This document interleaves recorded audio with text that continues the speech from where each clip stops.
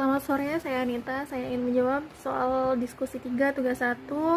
Nomor soal pertama, term adalah gabungan dari sebuah kata atau kalimat yang terdiri dari subjek, predikat, dan kata penghubung. Macam-macam term adalah term informal. Term informal adalah istilah yang digunakan dalam percakapan sehari-hari tanpa definisi yang jelas. Seperti contoh katanya adalah cool.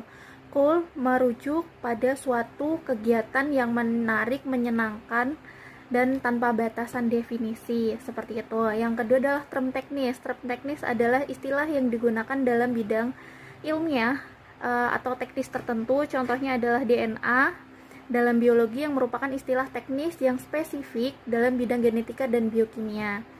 Terus yang terakhir adalah term partikular atau term khusus. Term partikular itu merujuk pada kata-kata yang spesifik, terbatas pada objek atau konsep tertentu. Contohnya adalah mobil Toyota, atau buku Harry Potter, atau kucingku gitu kan.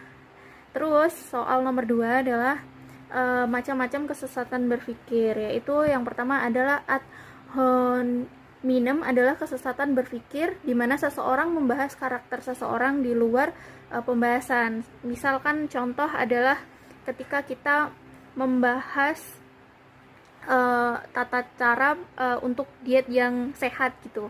Tapi ketika pembahasan itu seseorang malah merujuk seperti ini, kamu gendut, kamu tidak pantas untuk membahas soal-soal diet, seperti itu adalah kesesatan berpikir. Terus ada argumen ad populum atau bandwagon fallacy adalah terjadi ketika muncul pemikiran jika seseorang melakukannya pasti itu benar. Misalnya adalah program vaksinasi COVID yang dipercaya dapat meningkatkan imun agar terhindar dari virus COVID, seperti itu. Terus bagaimana sih kita caranya untuk menghindari kesesatan-kesesatan berpikir itu? Yaitu pertama kita harus mengecek apakah informasi yang kita dapat itu benar gitu. Terus yang kedua kita harus menemukan fakta-fakta atau informasi-informasi yang sesuai dengan relevan dengan apa yang sedang dibahas, seperti itu. Dan untuk kesesatan berpikir kita juga tidak boleh gitu merasa pemikirannya dalam menang sendiri. Kita juga harus tetap mencari informasi dan mencari referensi-referensi untuk kita baca gitu agar kita terhindar dari kesesatan berpikir, seperti itu. Terima kasih.